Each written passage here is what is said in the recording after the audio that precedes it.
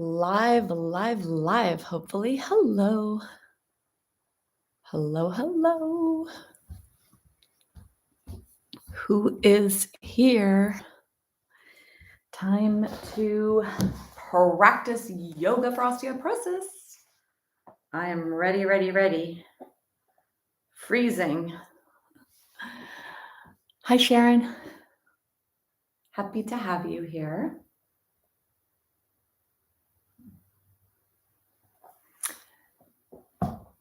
Yes.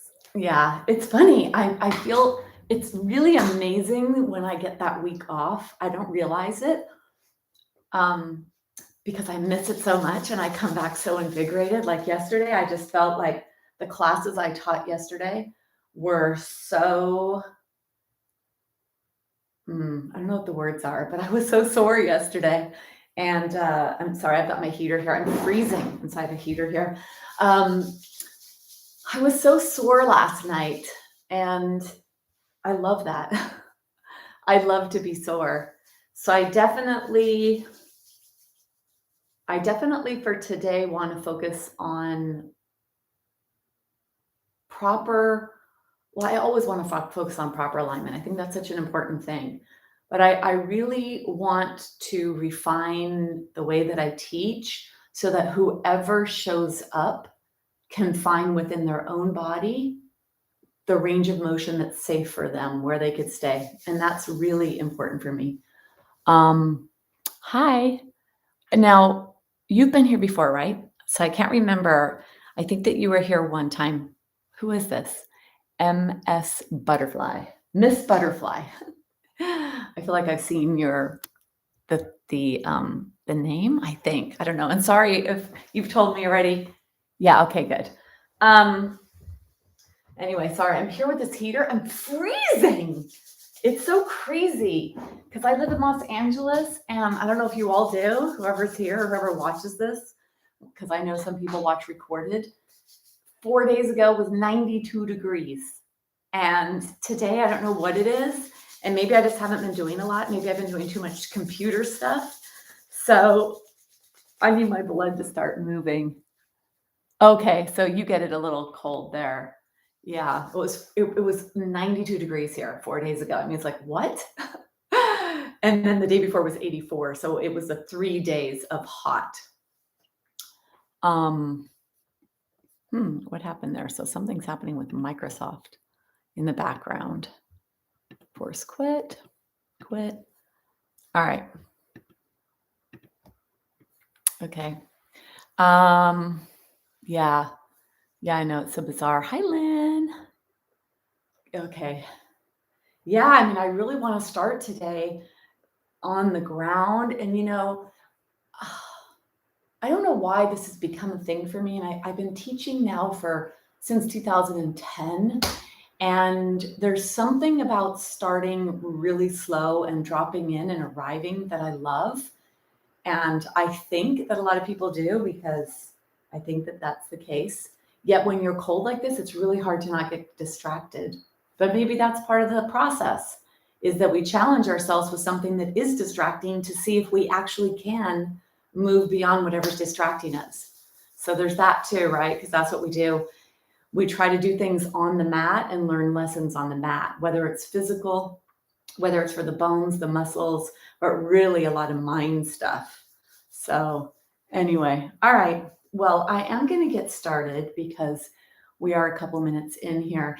And then if anyone has anything that they would like to ask or suggest or whatever, comment about, I'd love to hear that. And I'll tell you what my intention for today's practice. I shared a little bit about it. Today, we're really going to focus on keeping our spine as safe as possible. And so as we move our body off center, we have a center alignment that's important in the body. But as we move away from that, it's really important to maintain the integrity of the spine. Hi, Kathy. Good morning. All right, I'm going to go back there, so I won't be able to see any comments. I'll see maybe who arrives, but not really any comments,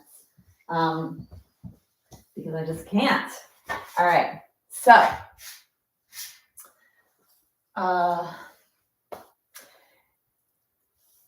Yoga for osteoporosis. I think it is the best thing we could do for bone health. I don't think there's anything else out there like it. I know there isn't. Although I would maybe say some of the other Eastern movement practices have the ability to actually stress out the bones from many different locations in the way that yoga postures do. And that's what we need. The two things that are going to get your bones stronger is you have to have the building blocks, and then you've got to create the demand. And that's what we do in a physical bone sense here, is we stress our bones out. We push and pull on them and demand more from them than we usually do. And we do it safely, and we do it methodically, so that we're actually staying safe, creating as much stimulation as possible. And then that's going to trickle up to your mind, because if you are doing this, you're actually going to feel stronger and feel that you can rely on your body. And that's important, because if you do have an osteoporosis or osteopenia diagnosis, the level of fear or of feeling that you can rely on your body, all of us get affected when we hear that. When we hear that the bones might not be as dense as they should be, or whatever, right? That's a really scary thing. So let's set this intention that today you're going to do the best you could do to pull and to push and to stress your bones out, so that they respond by laying down more tissue, because that is how it works. It's simple. It really is simple, because that is exactly what happens. You ask for more, you demand it, your body responds. And then, of course, there's other aspects to that. You need to make sure you have the right nutrition and nutrients and cofactors for the remodeling to take place. You need to make sure you have the mental, emotional well-being, so that you don't disrupt bone building with the body thinking it's not safe. And the other component is you want to make sure that whatever stuff you have going on in your body, inflammation, hurdles, heavy metals, whatever it is you have, that you clear that up as well, so that you could function optimally and make strong bones always. Okay, so we are going to begin today on the ground in a comfortable position, for us to start from a place of real acknowledgement and self-care. And so depending on where you are, what the temperature is, what your level of comfort is, what's going on in your body, I'm going to give you some options. So I'm freezing and I want to be super comfortable right now. So that is why I'm choosing what I've chosen today. And I'm going to show you. So you could start all the way up here where I am with all these things, or you could use minimal, whatever it is you have on hand. So we are going to use a block and a strap in this practice today. So those are going to go off to the side. And I would like to say that we are going to use a chair. So we are going to do some standing practice today and work and focus on loading up the joints in flexion, which means bending, safely. And so I'd like us to have a chair so we can make sure that we find the appropriate support for our body as we come into those different shapes. And will need a blanket for your head. So at the minimum, I want to say you do need one blanket, although if you had a pretty strong practice and really great posture and your knees don't hurt if you weight bear on them, you might be able to get away with no blanket. I'm going to use a blanket underneath my pelvis today, and I'm going to use this one. So we're going to start with legs up the chair, or you could do legs up the wall. So you choose whichever you'd like. And this is a really nice way to relax the hips, really sink the hip joint into a really nice deep seated position.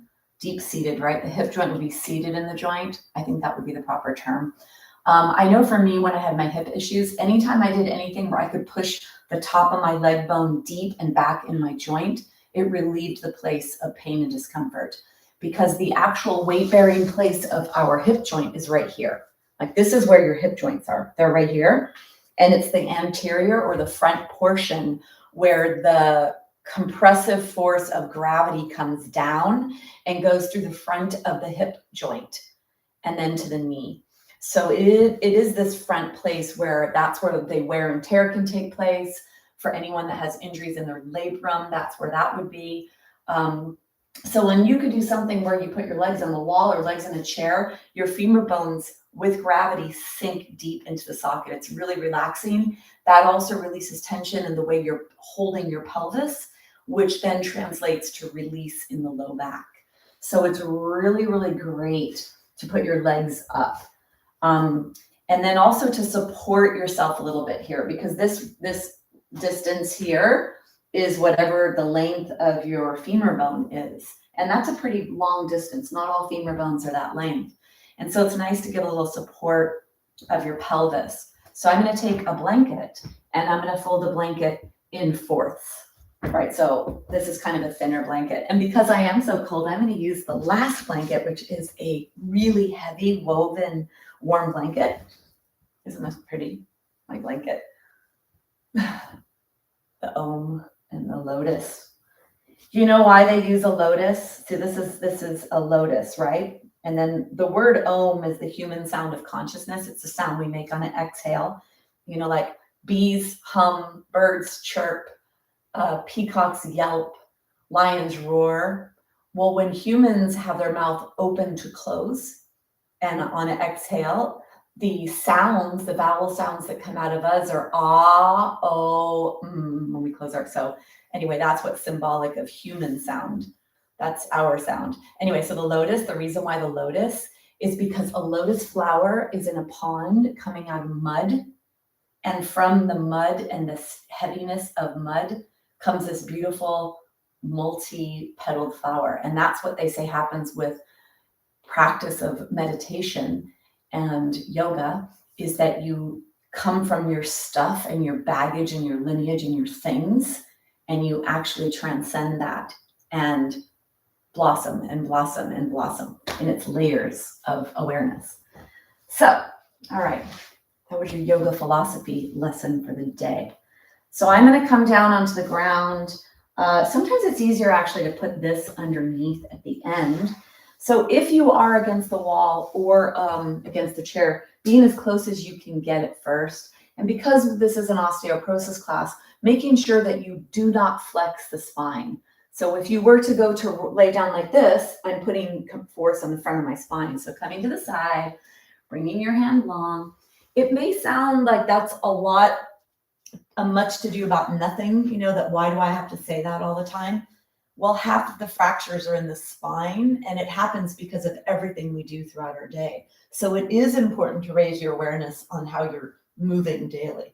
All right, so I'm going to set myself up here for yummy, bringing this blanket underneath. Now you could either follow along, or maybe you don't want to go through all of this and have all of these things. I do today because I'm cold and I just want it. I want to feel comfortable. I don't want the metal chair behind my legs being cold. I want to wrap myself up like a burrito. And then I want to be really comfortable. And it's just so nice. It's crazy. When you come into this position, there is something so nourishing about it. Make sure your head is supported, not your upper back, but your head and neck.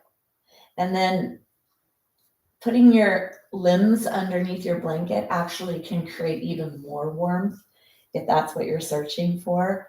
And I'm going to have us all begin with our hands on our bellies. Really nice connection right away of you to you, and shifting from human doing to human being.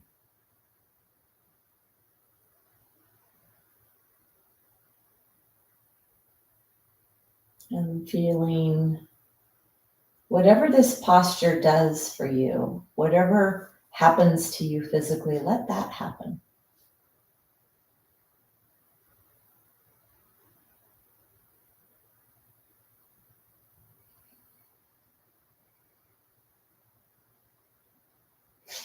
And when your eyes are closed, try to find your way into what feels good or where you could find relief.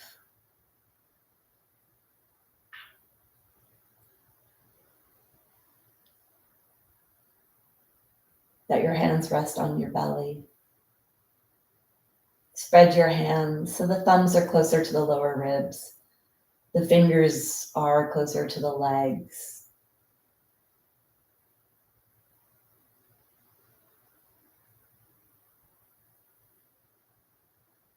Becoming very sensory aware of where you are right now. So breathing to your belly. And start to feel the belly pressing into your hands.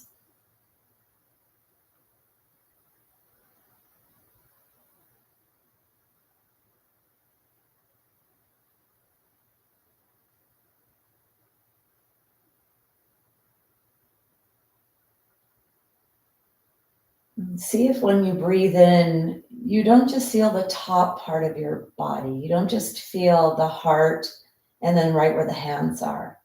But rather, as you breathe in, you feel the movement of your primary breathing muscle, which is your diaphragm. It's attached to all the ribs, the whole lower rib area. Feel it moving down so that you feel pressure in the lower part of your torso, the belly, the sides, and all the way to the back.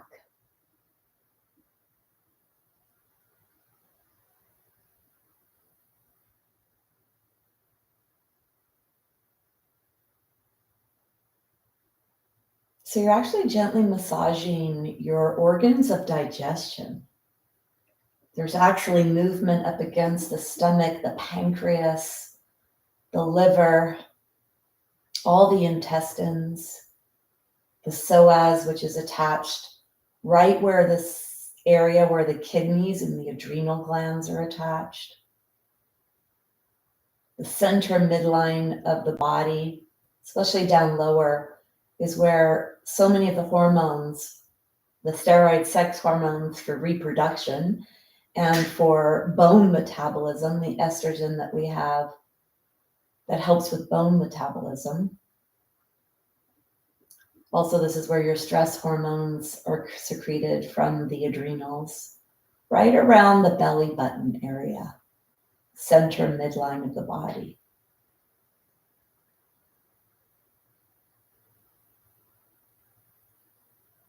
So breathe in deeply so that you actually stretch and push and compress and move tissues, fluids, helping to stretch yourself very deep from the inside out.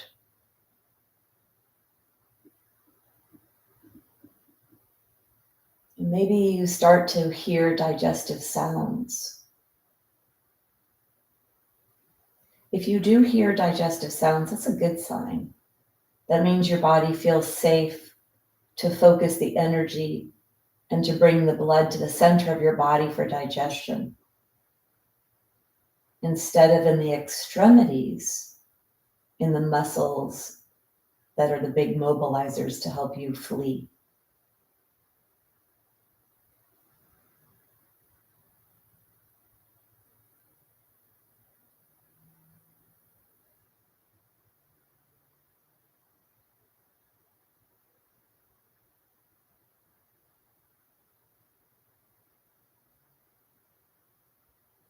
So be in your body.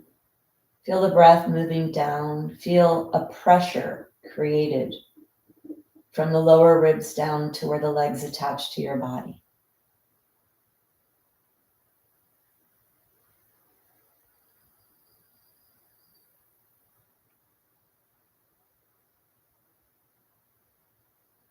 So I want you to bring your awareness to your spine. The spine begins or ends, depending on which way you look at it, top to bottom or bottom to top. The tailbone is the base of the spine, I guess we would say. We started our head from the head to the toes. So the tailbone is the base of the spine and the sacrum embedded in the pelvis. Then you have 5 low back bones, 12 that are attached to the ribs and 7 in your neck. So 26 bones of the spine. Let's take 10 breaths, breathing in down to the tailbone and breathing out from the tailbone all the way up out the nostrils. And see this visual with your breath. So stay deep inside as if you could see the breath. You followed in the nostrils, down the back of the throat, all the way down the spine to the tip of the tailbone, and all the way back up and out the nostrils. We're going to take 10 breaths like that. You could even use your fingers as counters so that as you finish one breath, you would press one finger or thumb towards your body. And then the next breath, the next finger, and the next one, the next. And use the fingers to press towards your belly so that you indicate that's 3 breaths, that's 4 breaths, that's 5 breaths. So let's take 10 breaths using your fingers to count, pushing towards your body as you finish that breath. Following the breath in down to the tailbone and up and out of the body, that would be 1, right? So each breath is down and back up and out. So let's prepare. Take a big exhale to create a lot of space. Breathing out from the tailbone all the way up. Squeeze the breath out. And let's begin. Breathing in through your nose all the way down to your tailbone. And then exhale all the way from the tailbone up. Follow your spine as you come up and out. That's 1 breath. You continue 10 breaths at your pace. You have 9 more to go.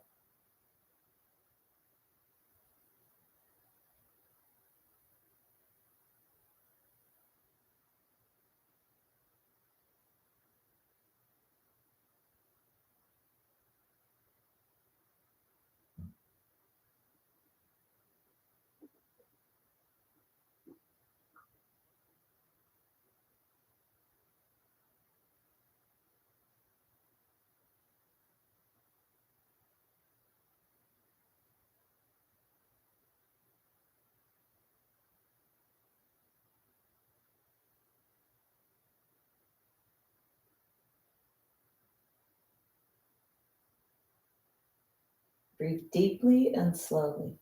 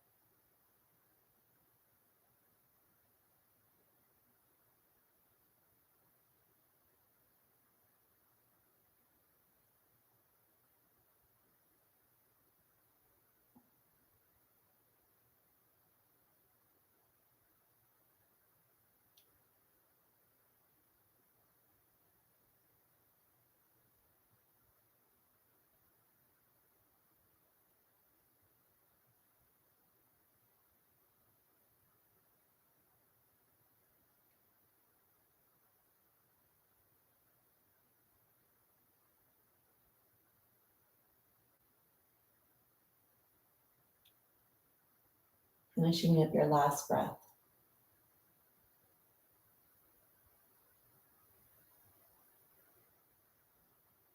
Letting your breath go back to your body, noticing what you notice. Notice if it was a challenge to stay committed to the breath.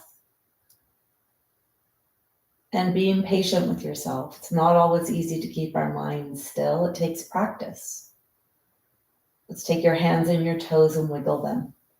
The mind is like an unruly 2-year-old. And in yogic texts, they explain the mind like a monkey mind. Then they say a drunk monkey. Then they say a drunk monkey bit by a scorpion. So there's a lot of activity that's been in human minds forever. So that's what we're trying to corral, so to speak, and manage for short periods of time. So when you're ready, finding yourself so that you can bring your knees closer to your chest. If you want to keep the blanket underneath your pelvis when you do this, you can, or if anything feels uncomfortable, you could take it off to the side. I would say if you have spinal fractures, you already know you have wedge fractures, I would remove the blanket because there could be a little bit more flexion that comes into the lower lumbar and thoracic, especially where they meet, which is right around the belly button. And you want to make sure that you maintain no flexion in your spine or very minimized flexion. I'll say no with awareness. Of course, there's going to be some, but if you could be aware the times you're aware, don't do it. And then side to side.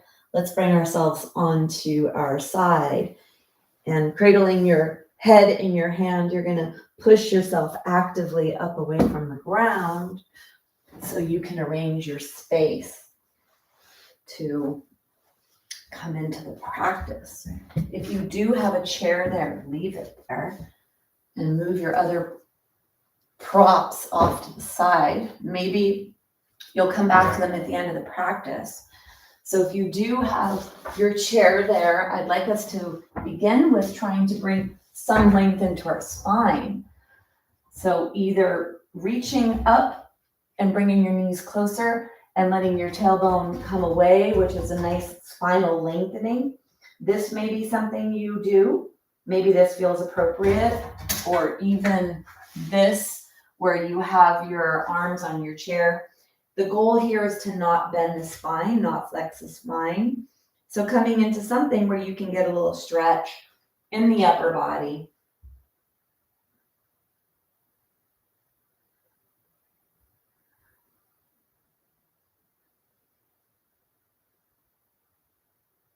And then take one more breath. And then bring yourself all the way up. Let's take the blanket back a little. So I'm going to use the chair here as a prop because I really want to raise awareness today that as we bend our body, that the most important thing is keeping the spine in its neutral shape. And so let's warm up our body first, coming on top of your legs here, be on a blanket, and start to do circles. Moving your body around in a circular pattern. You'll feel a stretch here in hip flexors, moving that hip joint. Really cool thing here is the top of your hip bones are balls in the socket. So you're rolling around the top of your leg bones.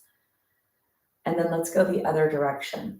And that's really good for balance and putting your body in different positions and stretching the muscles, the tissue that the nerves travel through, which are a big communicating aspect of balance. So go as big as you can here. You're not bending your spine at all. This is a circular pattern of the pelvis. So there is a bend in the hips, but there's not a bend in the spine. So really getting the hips to be what moves here. And then doing a little side to side. So side to side. And here, let it be an active waist or core movement. So as you move side to side, let this waist get shorter. So there's a shortening or a contraction of the muscles to lift the pelvis up when you come here. And the same thing here. And make it pretty gentle at first. You're moving side to side.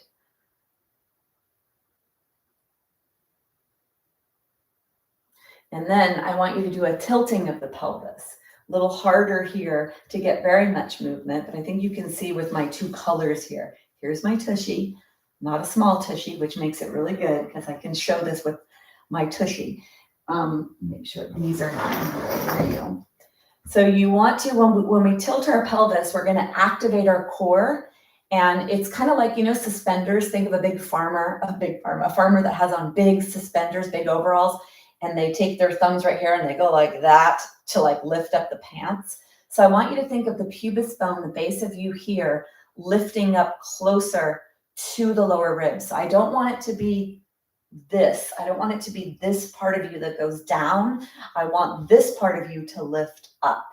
And so you can think of it's this action here. It's a posterior tilt of the pelvis. You might feel a stretch in your quadriceps. You might feel a stretch in your hip flexors. You hopefully will feel a beautiful release and a stretch in your low back. I do have a very strong lower back curve. So this tilting action here is very releasing for me when I feel that here. It's also a way for us to activate and stabilize ourselves when we're standing, and then we move in and out of a posture, is to have this nice core stability in the lower part of the body. So think of your tailbone down here. Your tailbone is going to move down towards the ground. So it's tucking is the word that people use here, but it's not the right word, but maybe it gives you that visual. Think about the pubis bone lifting up, or think about the tailbone down. See if you could get some kind of movement. It's not a big movement.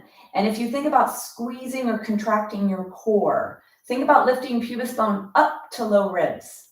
So if there was a line here, the line gets shorter, shorter. Think about that. Tailbone down, pubis bone up. And then go ahead and release.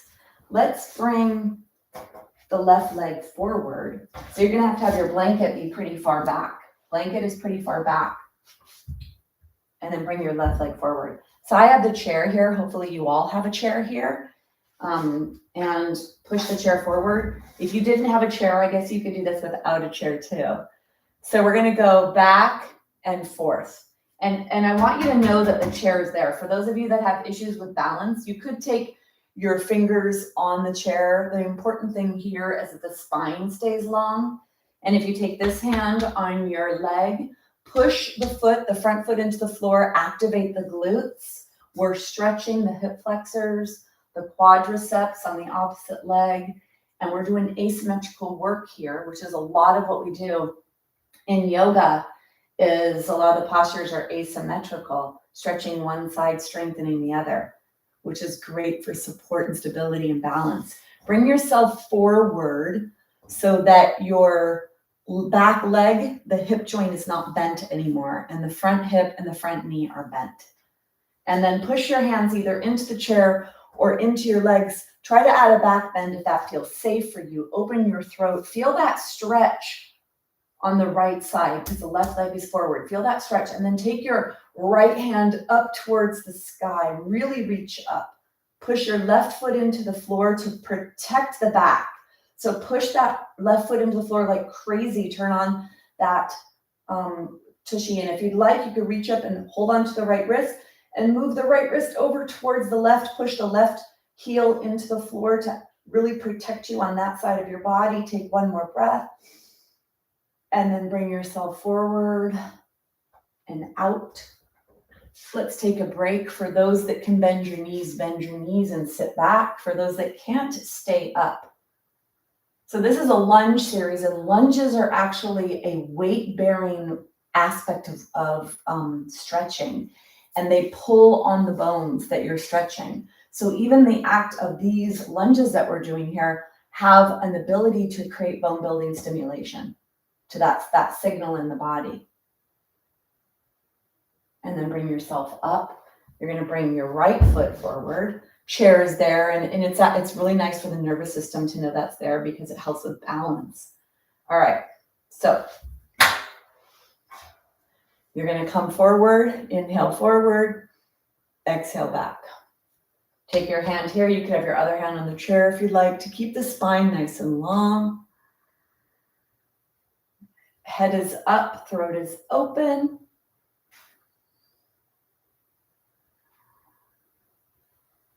Lift your heart, lift your rib cage away from your pelvis.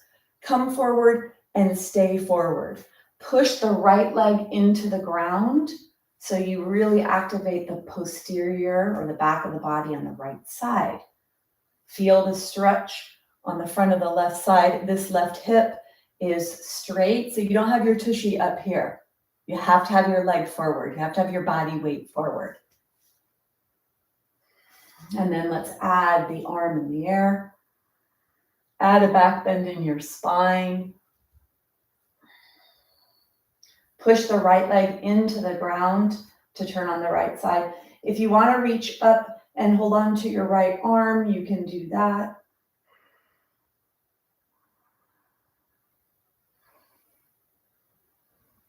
Tailbone points down towards the ground.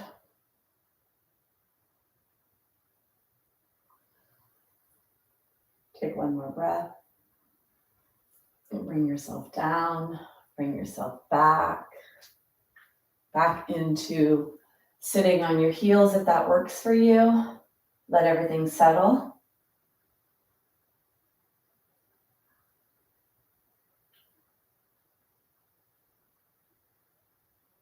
And then I'd like you to have your block and your strap handy.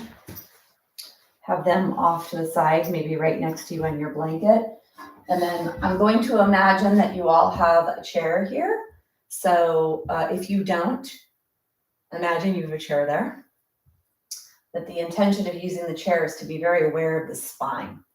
So I'm going to come to a standing position, and I'm going to bring my weakest leg forward, which was just my left leg. So I'm going to bring my weakest leg forward because I feel okay about that. If you should bring your strongest leg forward if you feel precarious about balance, or bring your weakest leg forward if you want to challenge yourself on the weak side. Okay, flip the back toes under and then look forward. You can take the hand on the chair if you'd like. Keep your spine long as you bring yourself forward and up to standing.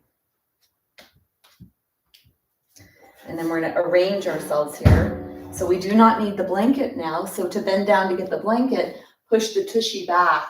Keep your spine long. Bend your knees, keep your head up, and take your blanket out of the way. Move that off to the side. We are going to need, you could be near a wall, or you could use the chair, whatever is appropriate for you. Be near a wall is nice. You could use your socks or not. Hopefully you feel a little warm. We've been doing some larger muscle movements.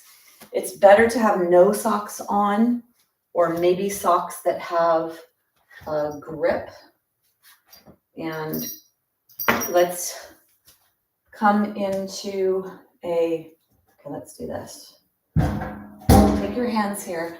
We're going to walk our hands back with that flat spine, starting to bring that bend into the body, and then start to warm up the back of the legs here. So underneath your body, if you're pretty limber, for some of you, your legs may need to be back a little bit farther because it's too intense to be directly underneath your pelvis. Have your feet be a little bit wide, toes are forward. And I want your hands on top of your chair, not grabbing your chair. You're not holding onto your chair. I want you to push down into the chair to use the push muscles of the arms. This activates the shoulder girdle, so it'll be supportive of the upper spine. Have your spine nice and long, and really open the front of your spine here. If you need to have your knees a little bit more bent and it's too hard to go to straight, that's okay. Do what's appropriate for you.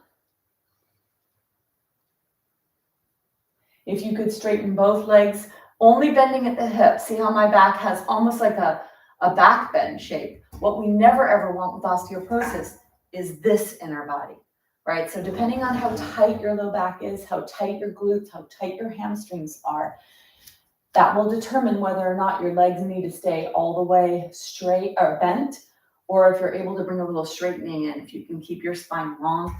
And right now, the front of my spine is being opened and stretched. And then bring yourself forward. Let's come to sit on the chair and warm up the spine. So if you are 5'8" or taller, you could fold up a blanket and sit in a blanket. And if you're 5'3" or shorter, you could put something underneath your feet. Let's come forward to the front of the chair and move your body, move your hips, move your legs.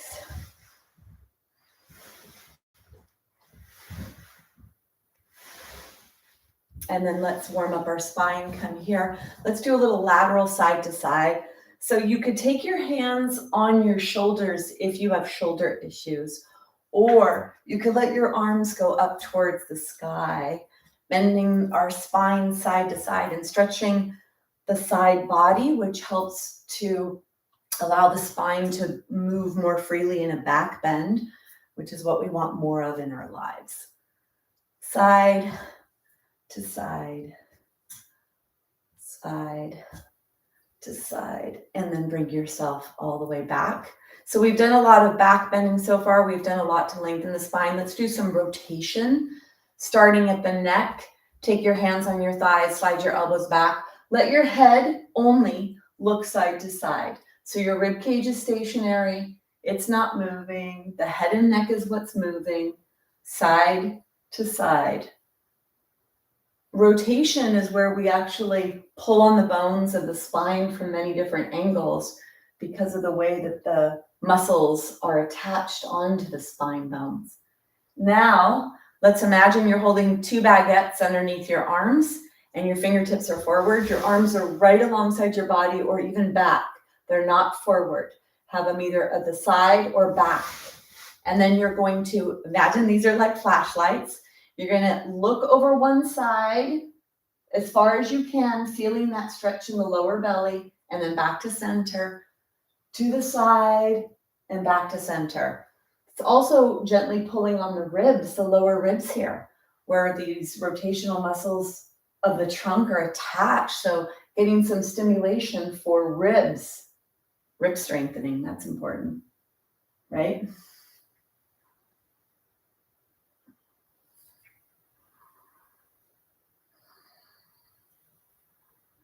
One more.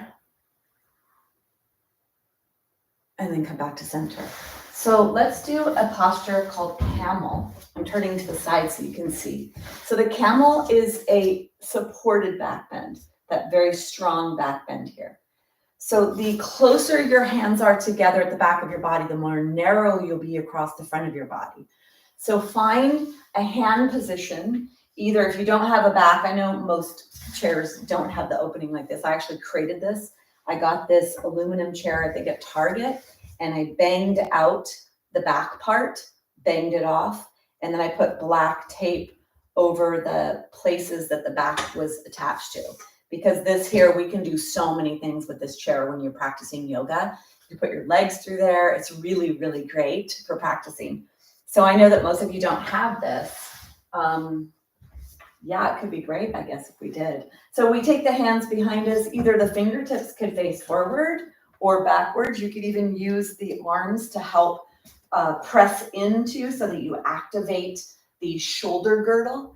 And you're going to bring this back bend into your body. We're going to hold this for 30 seconds. This is an official posture that has been used by Dr. Fishman in one of his series of proving that we can reverse osteoporosis with yoga. So find whatever you're going to come into. Let's begin here from our 30 seconds.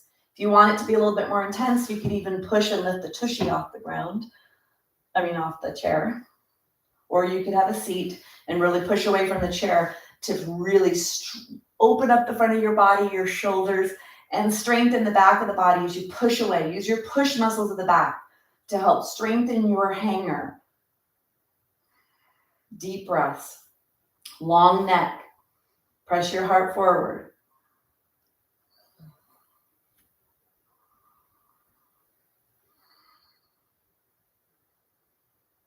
Take one more breath.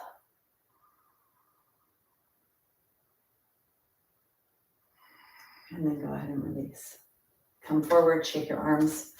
We're going to do the warrior 2 and the side angle on the chair, because I think you can get a really great deep hip opening when you do this. So a lot of the stretch and pull on the bones here. So this is the warrior 2. Now see what your chair will allow you to do.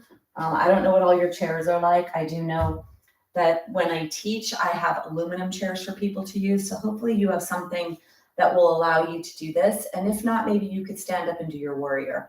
A little more challenging to be this deep in a warrior.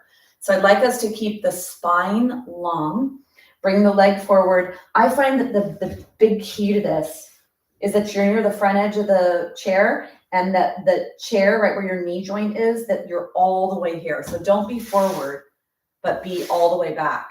The back leg goes back. You keep it alongside your body if you can. If you have too much tightness in the pelvis, bring that leg forward a little bit if you need to. And then bring yourself, shoulders are forward, up, back, and down. Forward, up, back, and down. And then inhale to let your arms raise up. This is your warrior 2. Keep your back leg straight if you can, front leg bent, and look over the front fingers. 30-second count starts now. Push your feet into the floor. Elevate and grow out of your pelvis, long spine. Push your arms back, shoulders are down, shoulder blades towards each other. Really work on strengthening the postural muscles here when you're in the seated posture, and feel that stretch pulling on the hip joint. If you want to try to come up, you could push your legs into the ground and come up. A little harder to come up from this low down position. Push your feet into the ground, get as tall as you can. Take one more breath. And then feet lower down, whatever is happening. Let's take the block here. We're going to come into the side angle since we're here. I find that I get a very deep stretch here, so I do get a real nice opening in the hip joint when I do this on the seat. Let's have the back leg back, active foot lifting the arch off the floor. Shoulders are forward, up, back, and down. Fingers reach down. Inhale to rise into your warrior two. You're going to have a block there. Since we're seated, you can probably go down a little farther here. Not all, only if you can. And then you're going to reach long, long, long, long, long. Bend that front arm. Put the arm on your thigh and bring your arm up towards the sky. Now, maybe you could bring your hand inside your knee, or maybe you could come down on the block. The key is that your body is nice and straight.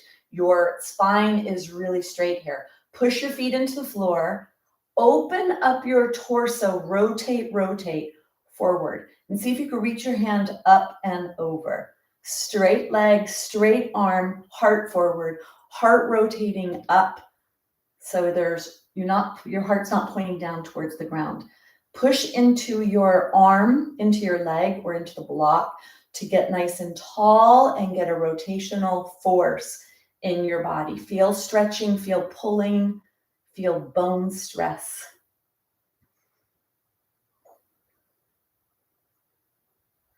Take one more breath. And then bringing yourself back up and bring yourself out. Come down for a second. Now, with these standing postures that we do for osteoporosis, there's two aspects, right? There's the upper body, lower body. So we come into the lower body shapes, and then the upper body, we want that to be moving away and lengthening and rotating. And when we add the rotational force in those postures, warrior two, side angle, and in triangle, and twisted triangle and whatever else, that's where we get that stimulation to the lumbar spine and then that thoracic section where those vertebral fractures occur. And I don't know how you're feeling right now, but I know for me, I feel so much more upper body work when I'm really trying to maintain the integrity of these postures while I'm seated. So let's come to the other side, setting yourself up here. Take one leg away from you. See how this side is. No two sides are the same. So see how you feel on this side. I'll tell you that for a lot of people, if they bring that back leg forward a little bit, it gives a little freedom in that back hip. And they're able to get a little stronger alignment in this posture. So find whatever it is you need in your body. Bring your shoulders rolling forward, up and back and down. And then growing right out of your pelvis here. Push your hands down, inhale to rise. Look over your front finger. This is your warrior two. Push your feet into the floor, and with that activation, lift your pelvis nice and long.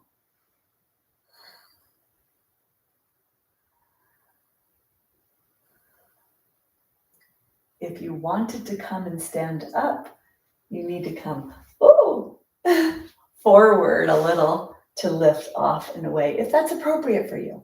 It might not be.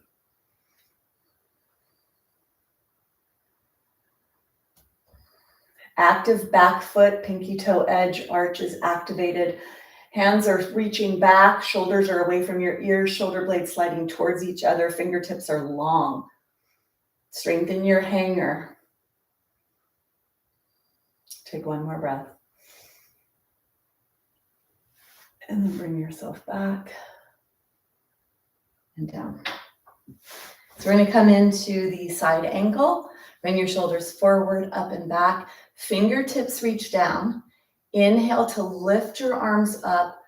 Keep yourself growing right out. So notice if your body goes forward. Keep yourself aligned when you're in that warrior two. And then for the side angle, we are going to lengthen here, letting the body come forward. Bending that front arm.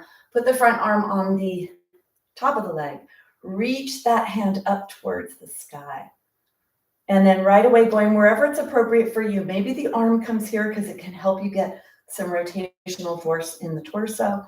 Or you could put your hand on the block with the spine long. Reach the hand up and over to the side. So keep that whole side long. Rotating, rotating. Rotational force, strengthening the lumbar spine here. Appropriately pulling on the lumbar spine.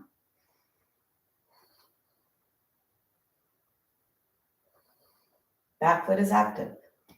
Spine is long.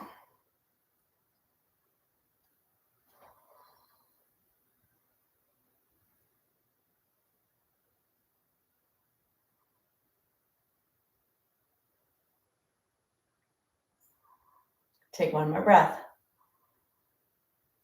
And then bring yourself up and out.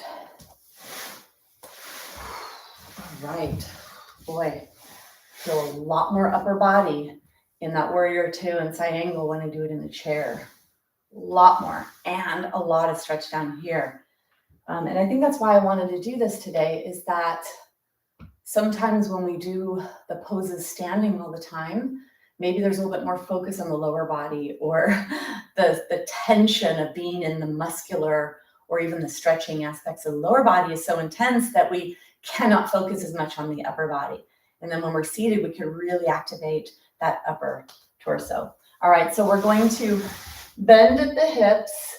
So see how straight my spine stays here? Legs are long. There's such a deep hip flexion here that I'm staying tall and I'm not collapsing on this part of my spine where half of all the fractures are in osteoporosis. So you're going to come forward and you're going to grab your strap. And you're going to grab your block. We're going to take our block between our knees. I want to do this from the side. Block is between the knees. You're going to take your strap. We're going to use our strap here. We're going to pull out on our strap. We're going to pull out on our strap because we're going to do the chair pose. And this will actually give you a way to activate the upper body. So you're going to have your at the very edge of your chair. Come forward, forward. Block is between your knees. Walk your feet closer to the chair. Toes are pointing forward. Hands are in front of you. You're forward here. Okay, so just do a little rocky, rocky here. And then let's let the arms go up, pulling out the strap. Maybe you come into some tension, maybe some tightness. I want you to see if the body like tries to go to one side or the other. Do you feel it in both sides? In the chair pose, this is part of the hardest part for me, is the arms. Maybe for all of us, I don't know.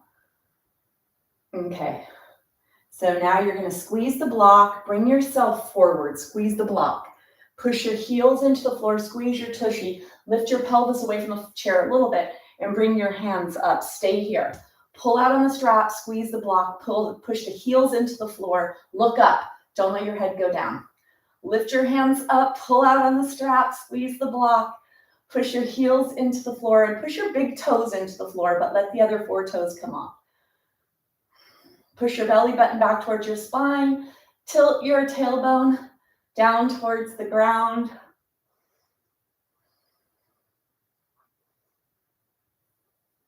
Take one more breath. And then go ahead. Definitely feels more intense for me. All right. Let's take the strap and the block off to the side. Stand by your chair. Let's stretch the feet. Toes are under. Stretch the top of the feet. Stretch the top of the other foot. To the place where you actually feel a stretch. Feel a nice stretch here. And then bending the toes so that you come onto the pads of your feet. And then come onto one foot and come around in a circle. So you're on top of your foot like you're wearing a big high heel. You're going around in a direction and then in another direction.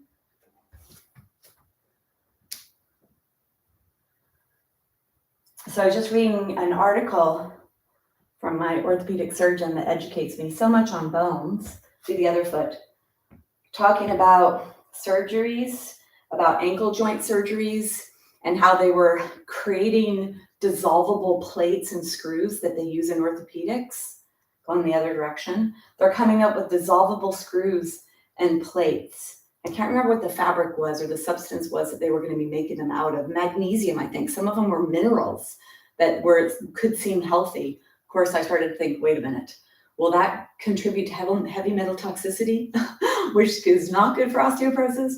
But they were talking about making dissolvable plates and screws, because part of the issues when a year after surgery, they have to go in and take out the plates if you have ankle surgery and have plates put in. And it just made me think, okay, more reason for us to try to avoid stress fractures in our ankles. So I want to be really a little bit focused here on making sure you keep your ankles nice and mobile.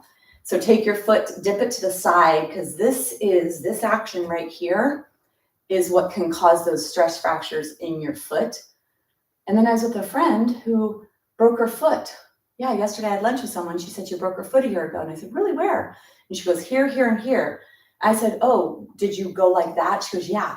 So here, let's do it here. Let's challenge our ankle now, so that if you are walking along and you go, oops, your body can handle that range of motion. Stretch those tissues, help your bones feel this, ligaments, tendons, muscles. So you're going to the side like rolling.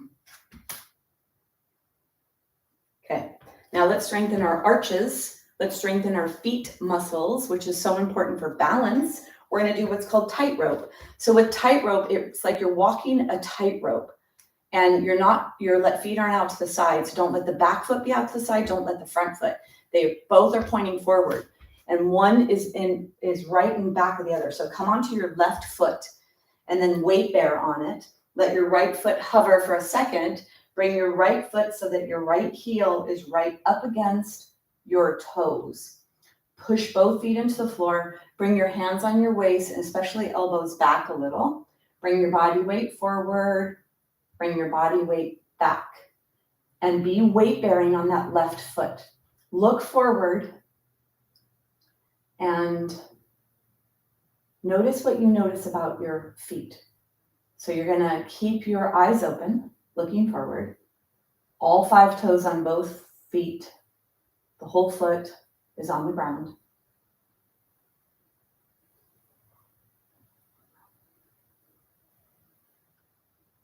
And then lift the right heel off the floor.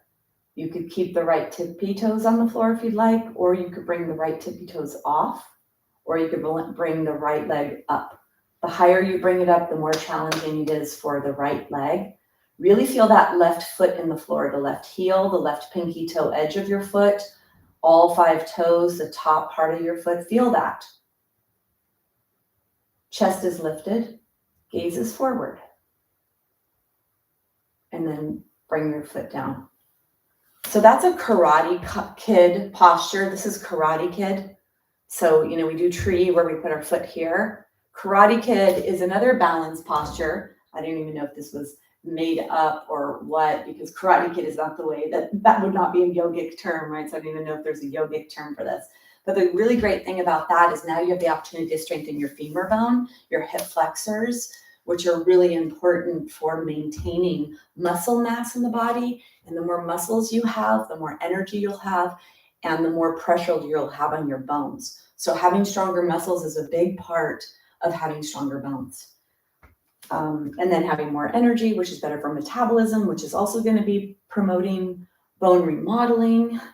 All right, let's take the right foot back. Left foot goes right in front of the right foot. Left foot is in front, right foot's in back. And go back and forward here. You can put your hands on your waist with your body weight.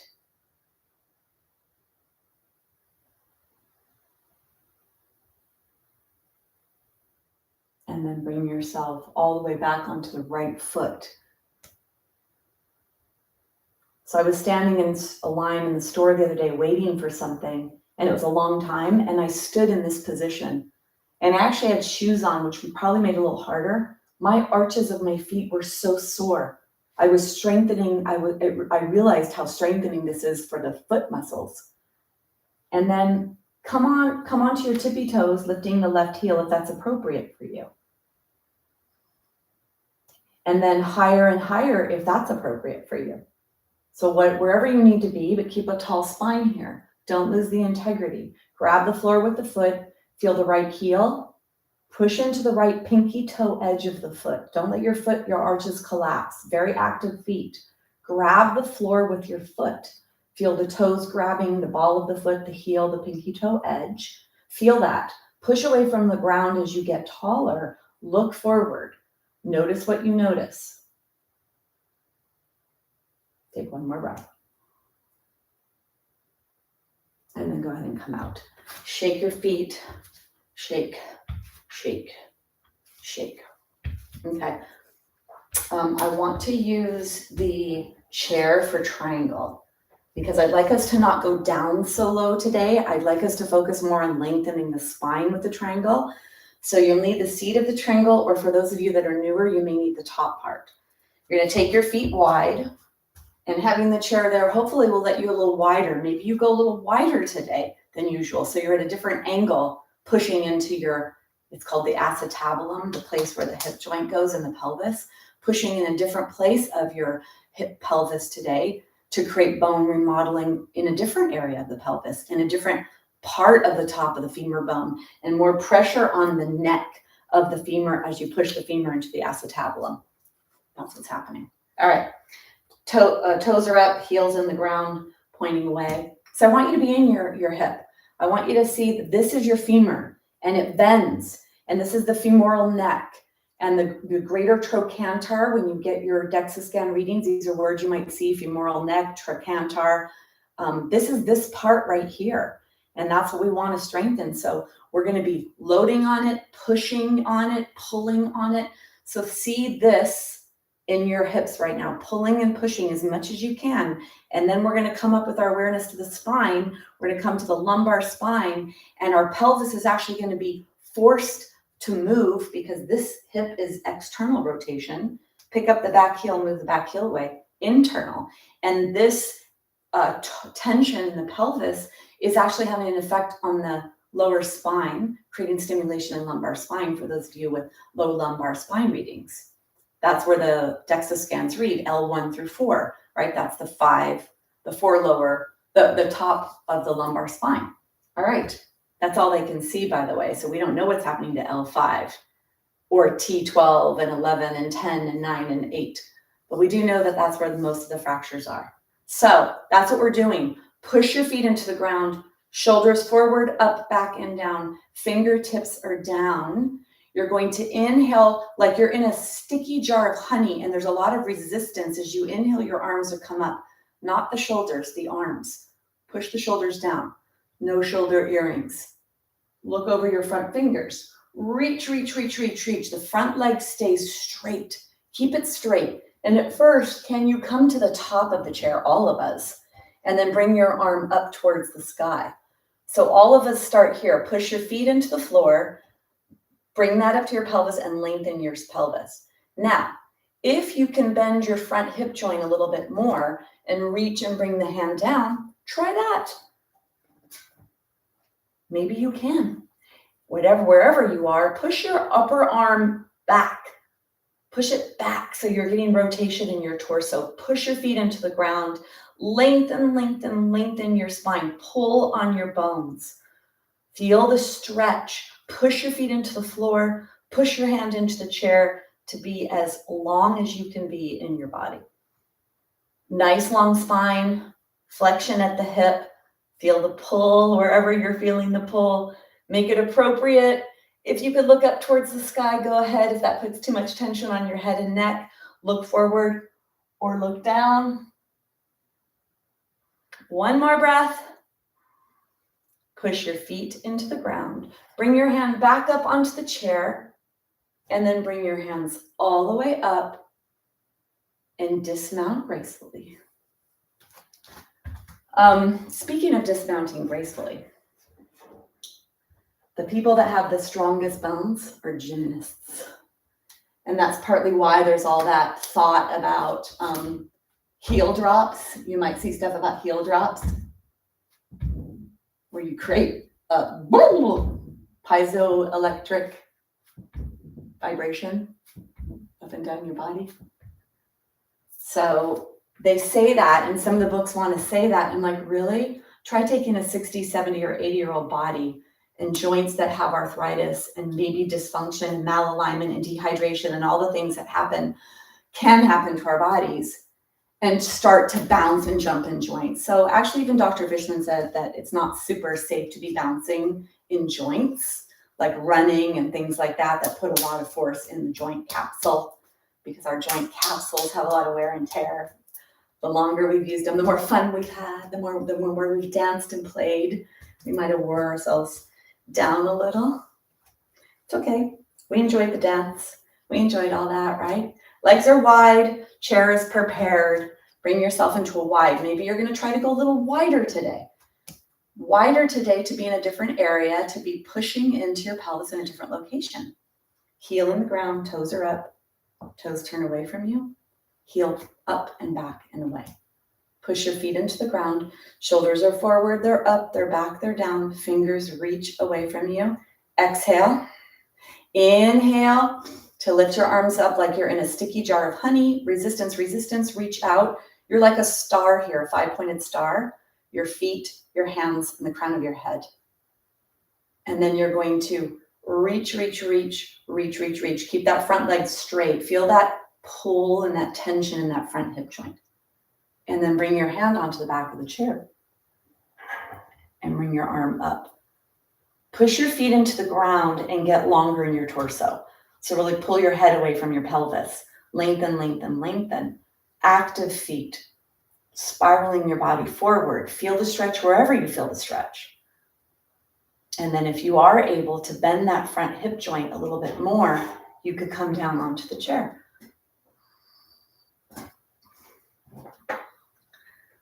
Really get that nice spiral in your body.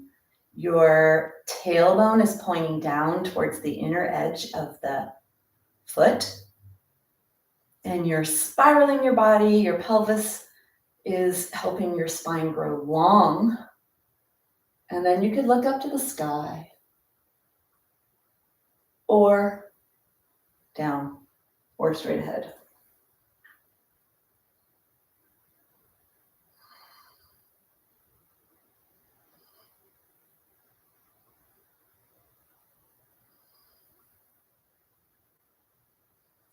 Take one more breath.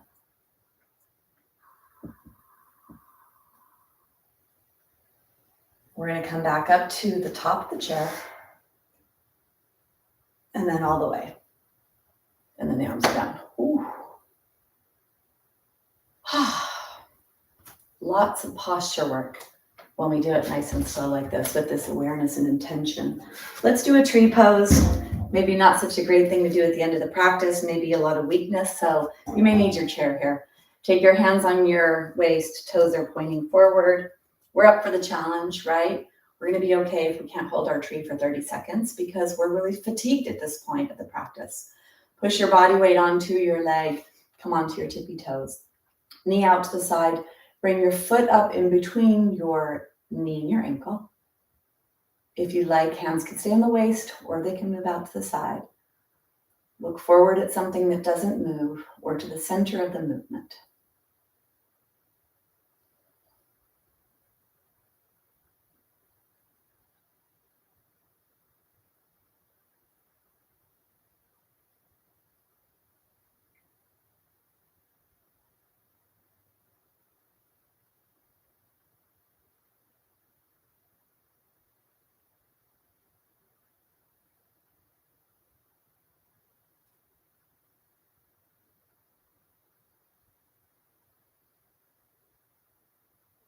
Take one more breath.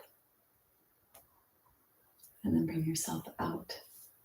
So that was almost a minute, actually. We did a little longer there with our tree posture. So hopefully that was okay. It's almost a minute, it was 50 seconds.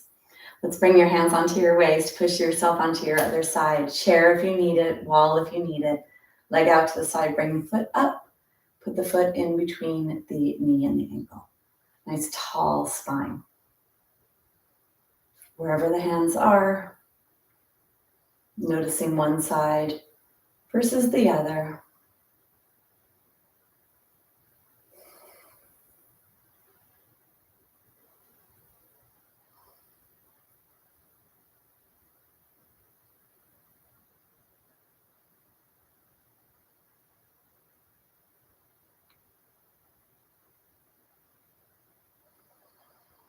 Let's take one more breath.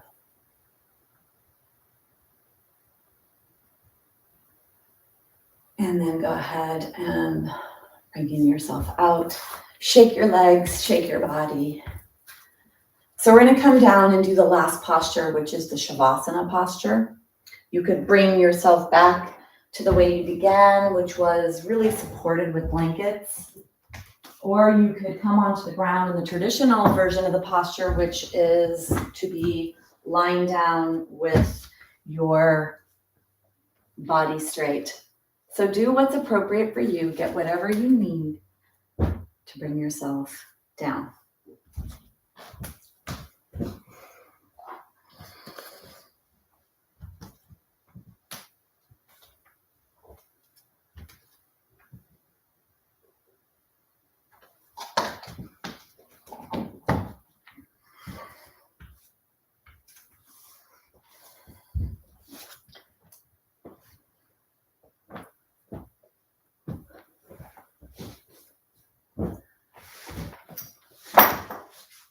It's important to have yourself be nice and comfortable, so do what's appropriate.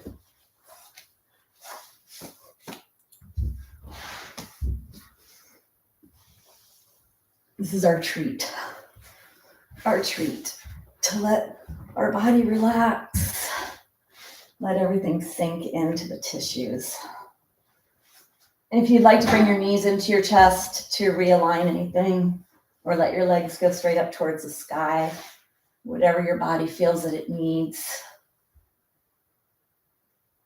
And then bring yourself into your Shavasana.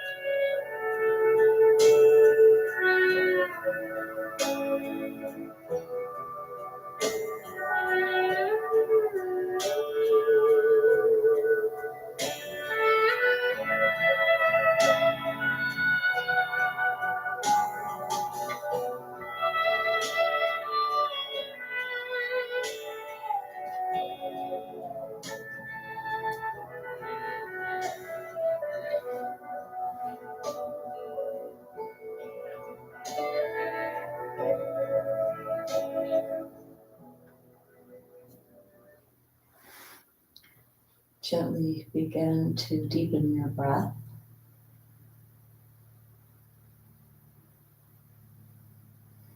Start to bring movement into your hands and your feet, your arms, your legs.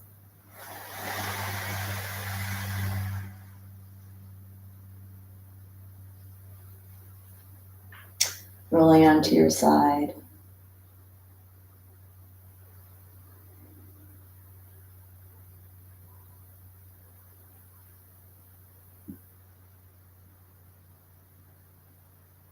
And then pushing yourself up to seated.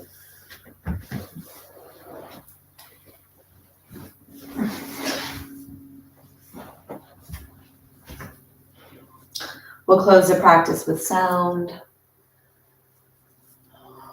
Bring yourself into seated position. Bring the hands together at the chest. Press your hands to your chest to your hands. And go into your body, into your shoulders, to your back, to your spine, to your pelvis, to your hips.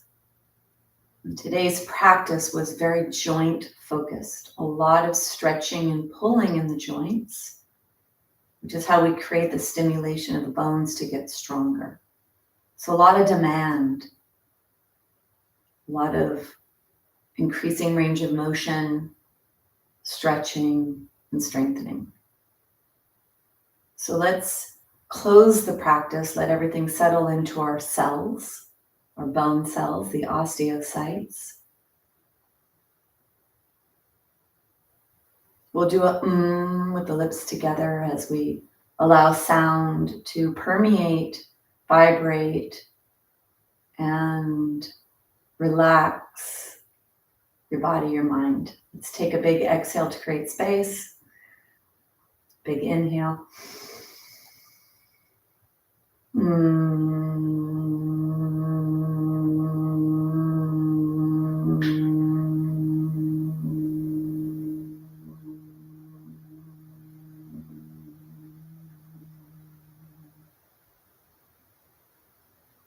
Bowing at your hip, not at your spine, coming forward for namaste. Namaste.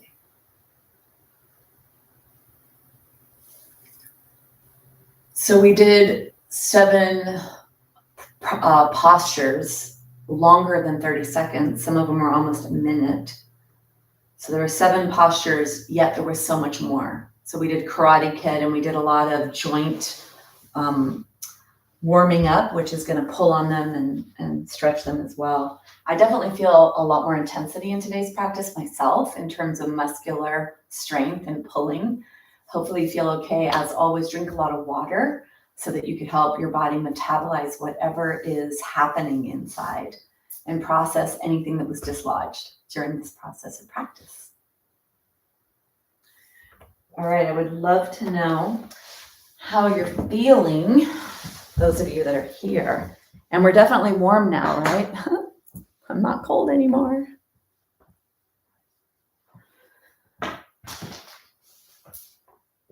Very intense. Okay, yeah. Oh, hi, Adrian. How are you? You know, Adrian, I don't know. I feel like they're up all the time, and I'm not actually sure how it works. If my husband does this all for me, so I don't know, but hopefully it'll be up there. Martha, good morning. Chilly. Okay, yeah. I don't know if you heard me say how cold it was here. Oh, wow. Yeah, being awake, it's not so easy if things are late, huh? Isn't that great? Martha and Adrian, you guys are from Chicago. I just think that's so awesome. And then someone's here from up north. Yeah, SI joint issues. So I couldn't see that while we were practicing. Hopefully you're still here. So osteopenia, the stage before osteoporosis, anything we're doing is good. You know what's crazy? I didn't even know this because I didn't see that. You see how we were seated today? You should do a seated practice because if you have 2 broken toes and you don't want to weight bear on your feet, do the seated practice so you're still getting all that pushing and pulling. So actually seated practice could be really perfect for you. Aw. Aw, you know what's so crazy, Martha? When I first started today, I thought all I need now is a cat on me. And you had yours. You're so lucky. I have 4 cats not to be found anywhere during my practice. They used to be. Um, okay, I don't know if that's near Adrian. I think she asked, "Where are you?" Lakeview and Edgewater. God, whatever it is, it sounds great. It sounds very watery and relaxing. You're welcome, Sharon. Yeah, we're definitely warm now, right? But yeah, and also if you can, I don't know what your name is, Miss Butterfly, or maybe I did before, I don't know. Sorry.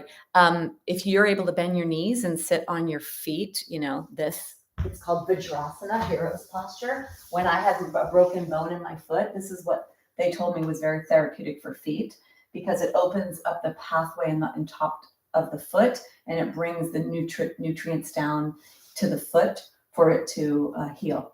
So if you're able to bend your knees sitting in Vajrasana, if you're not able to bend your knees completely, then put up a block and sit on a block. Oh, Madeline. Okay. So there you go. That'll help. Oh, great. All right. Well, so nice to have you guys here. And I hope that you feel good. And I will see you in the next whatever, whenever. 5 classes a week. I show up for those 5. So hopefully you'll be here with me getting strong and getting our bones strong. All right. Thanks, ladies. Have a great day. Oh, and I don't know if Steve's watching, but if he is, he's not a lady, he's a man. Oh, you're welcome. Thank you. All right. Bye, everyone.